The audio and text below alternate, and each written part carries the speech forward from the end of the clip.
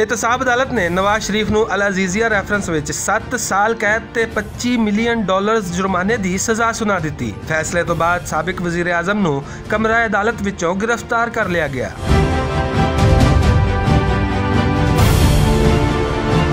एहतसाब अदालत नंबर 2 के जज अरशद मलक होरां ने महफूज किया गया फैसला पढ़ के सुनाया। फैसले के मुताबिक फ्लैगशिप रैफरेंस विचों नवाज शरीफ नूं बरी ते अल अजीजिया रैफरेंस विचों 7 साल कैद ते जुर्माने की सज़ा सुनाई गई।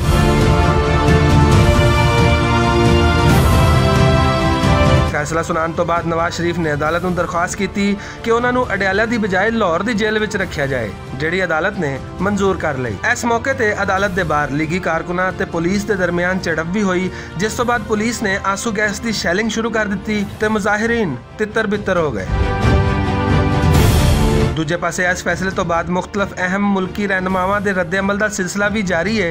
वज़ीर आज़म इमरान खान का आखना है कि इस फैसले नाल सच सारिਆਂ दे सामने आ गया है। मरियम नवाज होरी आखदे ने कि एक ही शख्स नूं चौथी वार सज़ा देना अन्ने इंतकाम की आखिरी हिचकी है। वज़ीर इतलात फवाद चौधरी होरी आखदे ने कि नवाज शरीफ नूं अपने दिफा का पूरा मौका मिलिया, पर वह साबित ना कर सके कि पैसा किवें बाहर भेजे है। साबिक वज़ीर आज़म शाहिद खाकान अब्बासी होरी आखदे ने कि अदालत बंद करके बंदूक के जोर ते फैसला सुनाया गया। फैसले तो बाद नवाज शरीफ ने साफिया नाल गैर रस्मी गुफ्तगू करदे आखिया कि असी पत्थर दे लोग हाँ, ये दुख भी सह लवांगे।